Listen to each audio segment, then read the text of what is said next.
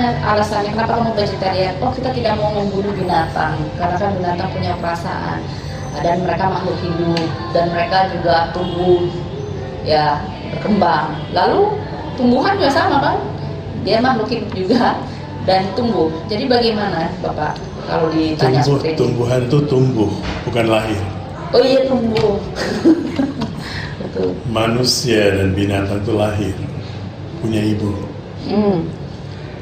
Kita pernah lihat nggak, ini ada daun-daun di sini, kan pasti dipetik di mana kan? Iya, betul. Tapi mereka nggak langsung mati. Kita tidak membunuh pohonnya. Kita mengambil daunnya dan daunnya masih bisa hidup juga karena ada energi. Tapi nggak ada mind. Mind seperti kita, mind yang menimbulkan suka, tidak suka, benci, cinta itu nggak ada. Jadi dia berpisah dari pohonnya juga dia masih bisa oke di sini sampai akhir masanya. Tapi kan katanya buat tumbuhan itu juga punya perasaan. Very little. Kalau memang betul-betul mau tidak mau makan sama sekali, oke aja. Tapi kenapa Okay dong? aja. Karena peran mainnya sangat-sangat minim. Dalam tumbuh-tumbuhan peran main itu sangat minim. Ya.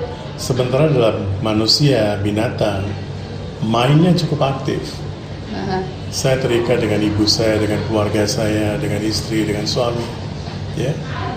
Ini tidak. Coba lihat binatang. Mereka juga ada keterikatan, ada cinta terhadap anaknya, siblingsnya, saudaranya. Ya. Dan tumbuh-tumbuhan tidak punya perasaan yang sehalus itu. Tetapi ya, soal vegetarian ini begini.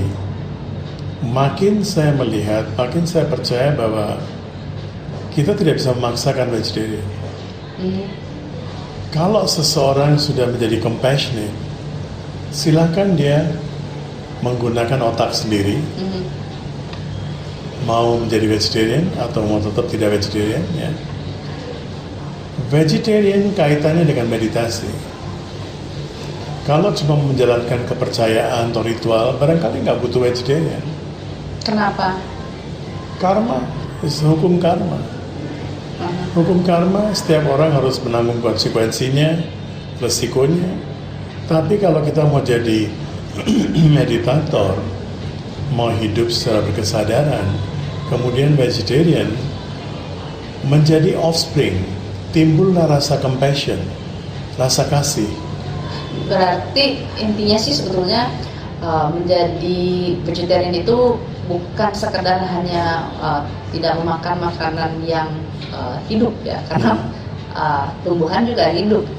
Kita harus membedakan antara prana, energi, dan mind yang fully developed dalam manusia, dan walaupun tidak begitu developed dalam binatang, tapi developed juga. Ikan arwana dia lebih sensitif daripada kita. Ada penelitian saya pernah baca, kalau kita punya ikan arwana, kalau orang di rumah itu lagi stres, ikan arwananya bisa ketularan stresnya juga. Dan kita sempat bahas juga di video sebelumnya. Betul. Arwana, Anything that has a face. Ini ada satu petuah dalam bahasa Sanskrit, saya lupa bahasa Sanskritnya. Sesuatu yang punya wajah dan lahir dari rahim ibu. Ini kita harus hindari karena di situ mainnya sudah hampir menyerupai manusia. Oh, jadi karena ini tumbuhan tidak terlihat mata, hidung dan segalanya. Dan kita tidak membunuh pohonnya. Ya, betul. Ketika kita mengambil tumbuh-tumbuhan itu kita nggak bunuh pohonnya. Pohonnya tetap aja. Ya, soalnya kita mikir juga kalau misalnya kita tidak makan sama sekali ya nggak mungkin. Nggak mungkin. So we minimize. Makanya guru saya selalu mengingatkan ceiling on desire. Kita tidak bisa hidup tanpa desire sama sekali. Kita tidak bisa hidup tanpa makan. Bagaimana kita bisa minimize? Kita makan sesuatu yang tidak merugikan kita sendiri. Karena kalau kita makan binatang, hewan, mind dia mempengaruhi kita. Soalnya ini, saya juga jadi mikir, kalau misalnya tumbuh-tumbuhan kan, dia kan ada sampai masanya, itu lifespan-nya kan. daripada dia layu dan mati duluan, sebaiknya kan, dan dia juga misalnya buah ya, dia kan tumbuh, ya istilahnya ada berbuah, dan kalau misalnya tidak dipetik dan dimakan ya pasti akan busuk. Ada kelompok Zen yang agak ekstrim juga, Ya. dia tidak akan makan sesuatu yang dipetik, harus jatuh sendiri. Walau terus gitu hidupnya gimana? Jadi ada juga yang ekstrim begitu. Ya. Tapi ya saya pikir kalau kita mengambil buah, memetik buah atau mengambil tumbuh-tumbuhan, kita tidak membunuh pohonnya. Iya, kan nggak mati pohonnya. mati pohonnya. Kalau binatang Dan, kan iya. sekalinya disembelih udah Mati dia, mati. Dan dia punya emosi yang hampir menyerupai manusia. Pikirannya barangkali tidak begitu develop, tapi emosinya, cinta terhadap anaknya dan sebagainya itu sama seperti manusia. Nah, berkaitan dengan pikiran, apakah juga makanan-makanan ini mempengaruhi pikiran kita? Oh iya. Apapun yang kita makan, dia akan mempengaruhi energi kita, dan kemudian dia mempengaruhi pikiran kita. Dari anamaya kosha, makanan, anna, menuju prana, energi kita terpengaruh. Kemudian manonaya kosha, man, intelijensia terpengaruh. Ya. Dan pertumbuhan spiritual kita terpengaruh.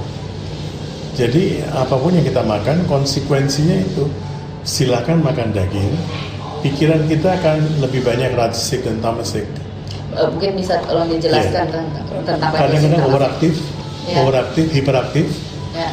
dan juga malas, Ya. ya, sampai malas. Kalau tiap hari makan daging, pasti malas ujung-ujungnya.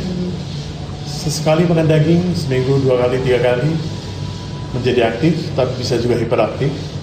Kalau satwik, dia akan kalem, Ya. tetap juga bisa mendapatkan aktivitas dinamisme dari sayur-sayur yang mengandung unsur api. Rasional lebih tahu ya tentang ya. Nah, saya jadi berpikir kalau misalnya makanan itu kan akan mempengaruhi kualitas pikiran kita. Yeah. Berarti alam itu sudah benar-benar menyediakan dan sudah ada intelijensi tersendiri. Contoh misalnya orang-orang yang tinggal di Eskimo kan tidak ada tumbuhan. Berarti, dan kalau dingin kan biasanya harus ada heat, harus ada panas gitu dalam tubuh dan supaya aktif. Kalau enggak, kalau makan tumbuhan pasti nggak cocok kan? Dan nggak ada tumbuh-tumbuhan. Ya betul. Tibet juga begitu. So itu berarti oke dong kalau makan Oke, daging jadi pisang. tergantung pada di mana kita berada. Kita sudah bahas 2 minggu lalu di Samosir ya. Ya betul. Bahwa kalau kita berada di negeri tropis seperti ini, kita sebetulnya nggak butuh daging. Dan nggak cocok Nggak cocok. sebetulnya, karena panas sifatnya daging itu.